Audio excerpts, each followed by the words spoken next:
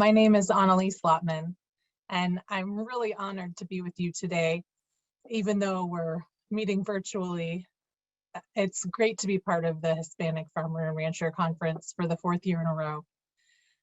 Thank you so much to my colleague, Aisha Cruz Reyes, and everyone else who made this conference possible. I'm here today representing the Texas Rural Cooperative Center, which is part of UTRGV SARA. You've been hearing from many of my colleagues and will continue to hear from my colleagues at SARA over the course of the conference. And I'm here today to talk a little bit about the work we do with cooperatives.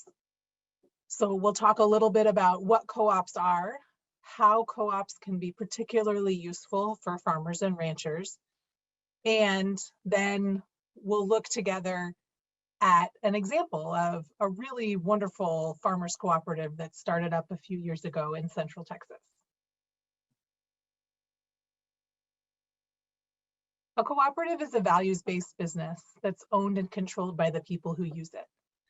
Some of those values are common across different types of co-ops. So cooperatives typically have values around democracy and around sharing profits equitably.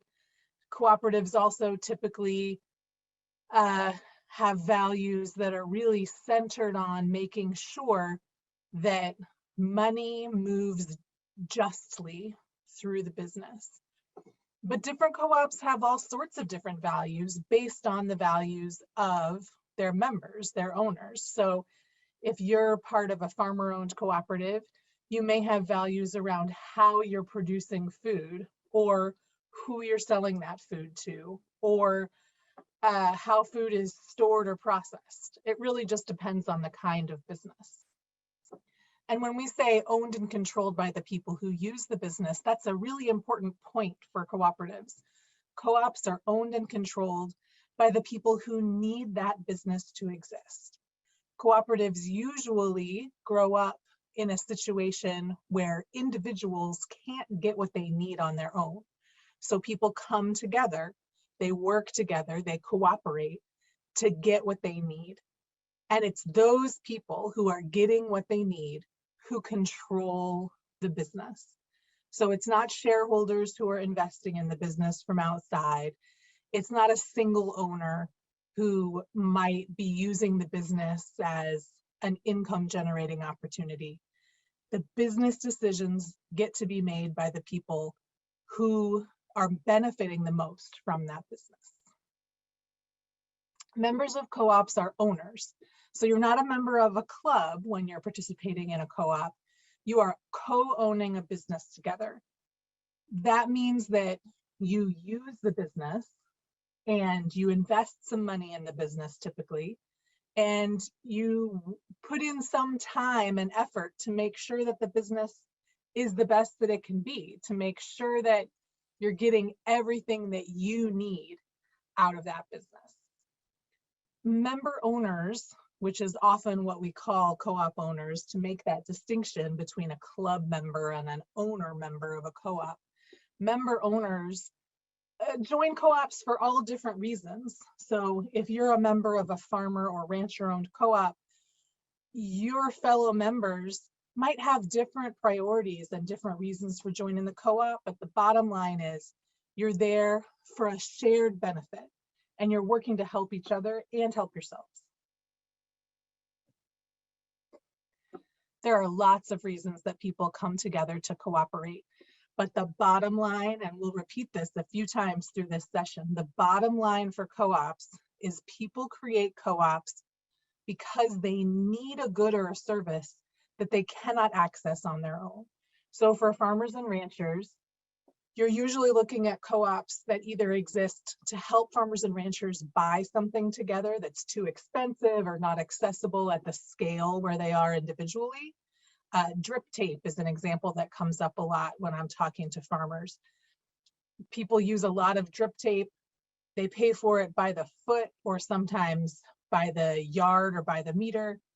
If you're buying 800 meters, you're going to pay a lot more per meter than if you're buying 8,000 meters. And cooperating with other farms might give you the opportunity to share that volume so you can access those better prices. On the other hand, farmers and ranchers cooperate to sell something together, to bring a product to market in a way that's more affordable and more effective. So you might be sharing marketing services, you might share a brand, you might share a farm stand at the farmer's market. You're sharing the sales channel, essentially. There are many other reasons to cooperate and ways that co-ops work. Some people cooperate for housing, some people cooperate in their workplace as their job, some people cooperate to bank, but all of these are really, the bottom line again is getting something you can't get by yourself. Cooperatives have some really important benefits for their member owners. One of them is patronage. So we're going to talk about an agricultural marketing co-op in a little while, Central Texas Farmers Co-op. Those cooperators sell their produce together through a shared multi-farm CSA. Now, when the farmers provide produce to the CSA, they get paid for that produce. So they're doing a transaction with the cooperative. They get paid one time. And if the business as a whole is profitable during that year, then the farmers can get paid a second time. A patronage refund, a patronage dividend is another way that we refer to it, that gives them a share of that profit. Again, you're the owners of the business. So when the business is profitable, you're the ones who benefit. Another important benefit and aspect of cooperatives is the idea of one member, one vote. So just like in any other shareholder corporation, it's possible for a single member to own multiple shares. I could own 10 shares and my colleague, Aisha Cruz Reyes, might own 1,000 shares. That could be for all kinds of reasons, but we've invested different amounts of money in the cooperative. When it comes to voting, those different levels don't matter. One member, one vote, no matter how much money you bring to the table. There are many different types of cooperatives. The two that we're really focused on today are purchasing cooperatives, where you're buying something together, and marketing cooperatives, where you're selling something together. But really, cooperatives exist throughout the economy. Almost any kind of business can be a cooperative. The question of whether it's a co-op is really just a question of who owns the business and what's the relationship of the owner to the business. If you have a group of people owning the business, they're behaving in a way that has one member, one vote, they're sharing the profits equitably among the members, then you probably have a co-op. Agricultural marketing co-ops are big business in the United States. There are over 1,000 of them. A lot of those are here in Texas, almost 200. And many of them are quite large. They're doing millions of dollars in business annually. And they're selling commodity products for the most part, dairy, grain, cotton, some fruits and veggies, specifically in the Northeast and the Northwest. The kind of co-op that we're going to talk about today, the deep dive that we're going to do, will focus on a much smaller cooperative that's selling diversified agricultural products, so fruits and vegetables and meats. And that's much less common and typically much less large. Suffice it to say, if you have a need and you have some other farmers with a shared need, you can work together to create a co-op, and we can help. So here's where we get into how exactly we help with the starting of the co-op. Here at the Rural Cooperative Center, we have over a decade, nearly 2 decades of experience helping people start and run really successful cooperatives. And a lot of what we do is break down the co-op process into 2 kind of buckets. One bucket is fairly traditional business planning. And we're here to help with business plans, feasibility studies, working through the idea phase of the business, figuring out how you're going to generate revenue and what you're going to spend that revenue on. The other side of the work that we do is very specific to cooperatives, and it's really focused on creating good governance and solid systems so that you can create a business that really embodies your specific values and meets whatever that shared need is that you have identified as a group. When you're working to start a co-op business in Texas, there are some very important steps. You could choose to start an LLC. You might choose to start a cooperative association. Your specific circumstances will determine which one of those is the best fit for you. But no matter which direction we decide to go, you're going to form a steering committee. And that steering committee will be made up of probably you and 5 to 7 other people who are going to be members of this cooperative, who really have a stake in seeing this co-op come into being. They need the thing you're making the co-op for.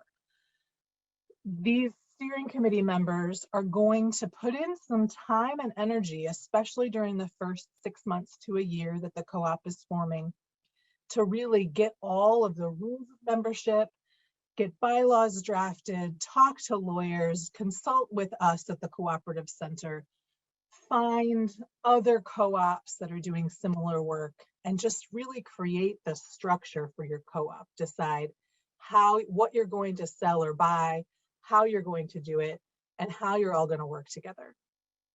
Part of that decision-making process will include determining your legal form, LLC, cooperative association. There may be some other options in some specific circumstances. And they're going to do your filing and get the members to the point where the members are ready to put their money on the table to invest in the co-op and buy their voting share of the cooperative. Then you have co-op members. And once you have co-op members, it's time to have an election. The co-op members are then able to democratically elect their board of directors. The steering committee dissolves and the board of directors takes on this function of governing the business, making sure that the co-op is moving towards its mission and behaving in a cooperative way. So here again are the milestones on the way to forming a co-op. On the one hand, you've got your business planning bucket, right? You're going to create a feasibility study. You're going to pilot your operations. You're going to figure out how this is going to work. Write it down on paper and then test it out. You're also going to have your governance planning. And this is happening usually at the same time the business planning is happening. The steering committee is working on these things, maybe with separate subcommittees. And you're figuring out your bylaws. Who will the members be and how will they know that they are members? What are the expectations for members? How does someone leave the co-op if they need to leave? You're going to figure out how to file your incorporation paperwork with the Secretary of State, and then you'll get to the point of electing that first board. So you've got business planning, governance, and then you've got this piece that kind of floats in the middle. Fundraising or capital acquisition, if you want to get very financial about it. You're going to figure out how much money you'll need in that first 6 months to a year, and you're going to find that money. Some of it will probably come from the member owners. Again, members are owners, so they're making a financial investment in the business, but all of it probably won't come from them. You might get a loan from an individual or a bank or a credit union. You might find other sources of investment or even grant funding. There are some USDA programs that do provide grant funding to cooperatives, so that's something to keep in mind as well. Next, we're going to watch a video about the Central Texas Farmers Co-op. So they have been through this process, the startup process. They started in 2016, and they are a thriving multi-farm CSA They're supporting over 20 farms, and it's a really exciting project. So I encourage you to take a look. And then when you have questions about your own cooperative project, find us. Annelies Lottman, my colleagues, Colin Kane and Aisha Cruz Reyes. We are very excited to speak to you about your co-op ideas, and wishing you a wonderful day, Happy New Year, and enjoy the rest of the conference.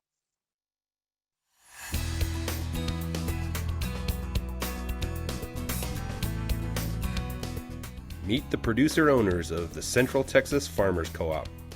These new and beginning Texas farmers and ranchers are helping each other survive and thrive by sharing business opportunities. They work together to provide vegetables and meat to customers of their Community Supported Agriculture, or CSA, program. We're a farmers-owned co-op, so our farmers get to plan in advance and plan which crops they want to focus on throughout the season, so that they're working cooperatively as opposed to competitively in our small area. They come and drop off the produce that's been scheduled with their farm for the week, and then the CSA members come and pick up their share. We let them know what they get each week, and they get to pick out their produce. They pick up a newsletter that includes a recipe, information about the farms, and get to meet farmers while they're here. The cooperative builds a relationship with CSA customers, helping them use the produce that's in season creatively, and introducing them to new produce items. Yeah, I sauteed mine this past week with some venison and did onions and squash. It was great. Okay, you get 2 squash this week. Okay. Pick 2 any 2, whatever you like.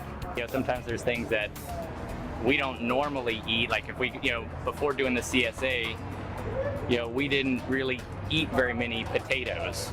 But this season, for the last, 3 or 4 weeks, pretty consistently, we've been getting, 2 pounds of these really awesome new potatoes, and they're really good. So Ellen has shared some recipes with me, and I've looked up some stuff, and so it has caused us to go outside of our usual food routines, and so it just adds additional flavor, pun intended, to our diets. The Cooperative CSA is just one part of the business plan for these small farmers, who also sell to restaurants and at local farmers markets. Working cooperatively has been a real benefit to many of our small farms. We focus on serving small farms, up-and-coming farms, and those in between the big corridor areas of Austin and San Antonio. This way, we're able to help each other plan crops that we focus on, fill a CSA, or eventually get into the restaurant market while not putting that burden on one single small farm or farmer. I personally, with this farm, we sell almost exclusively to restaurants. So it's nice. I didn't really get into farming to, provide food for the ultra wealthy alone. However, that is where most of my produce goes. It's really nice for us to get our produce into the hands of normal people now, because that's kind of what the idea I had when I started farming. I think a lot of the other co-op members feel the same way. So we were just selling pork wholesale and in bulk shares to families. And then we started selling at the farmers market, and we noticed that by joining forces with other small farmers also producing meat, we could come up with something really beautiful, like a multi-farm CSA. The farmers from Central Texas Farmers Cooperative chose to come together and form a cooperative to access more customers, share tools and knowledge, and diversify sales channels for their individual farms. A lot of us are first-generation farmers, so we don't have access to the equipment and land and stuff that maybe someone who has a family with a long history of farming might have. So when you're short on resources like that, and you have a lot of other people in the immediate area that are in the same boat as you, it just makes sense to join forces and work together to provide the customers in the area with a superior product than you could provide on your own. The staff at the Texas Rural Cooperative Center has supported CTFC throughout its formation process. TRCC assisted with business planning and formation and played a key role in helping farmers with different needs and interests come together around a shared goal. Our president of CTFC, Frances Bain, we all call her Frankie, She set up a meeting amongst the producers in our area who she thought would benefit from a co-op, and we've moved along forming a co-op from there. Without Annelies' commitment to us and helping us get through the process of forming a co-op, I don't think we would have made it to where we are today. So we're really fortunate to have that support and being able to start our business as a young, small co-op. I mean, we knew what we wanted to do, but they knew how to do it. And without that, we couldn't have gotten to where we are. So they were instrumental in it. I wouldn't think of doing it without them. No, they were great. Having Annelies come and help us start the co-op from the ground up and go to our meetings and help us stay on time and stay focused and actually get things done. I don't know if we could have done it without her. Without the Rural Cooperative Center, I don't know if we would be where we're at today. And even if we were that organized, it would definitely have taken a lot longer to get up and running. In addition to creating a sales outlet for specialty produce like basil, peppers, and squash, CTFC's CSA helps build relationships between farms and new customers, helping each farm strengthen its ties to the local community. Newsletter before I forget, because I always do that. We're going to grab some squash real quick. Okay. 2 squash, a big one and a small one to get you at about a pound, which is what we're aiming for. Okay. You want me to hold your bag? Okay. If you want, I can hold your empty bag. Okay. All We are right. here to serve. Thank you so much. There we go.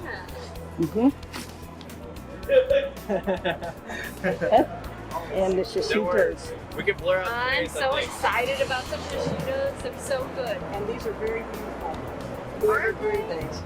This young man right here. We grow the best in the Tri-County area. They do. That's Great Gardens in Buda. Oh, in Buda. Okay. Yeah, and Okay. if you're looking to get some of their produce when our CSA season is over in 3 weeks, they sell every Sunday at the Buda Farmers Market. So far, so good. All of our customers are really happy. It's really cool that they can stop somewhere once a week and once a month and get their month's supply. Usually a little bit more than that of chicken, beef, and pork, and they get different cuts. It's always something different, something usable, and more importantly, something delicious. To learn more about creating a cooperative business, contact the Texas Rural Cooperative Center at 956-665-7536.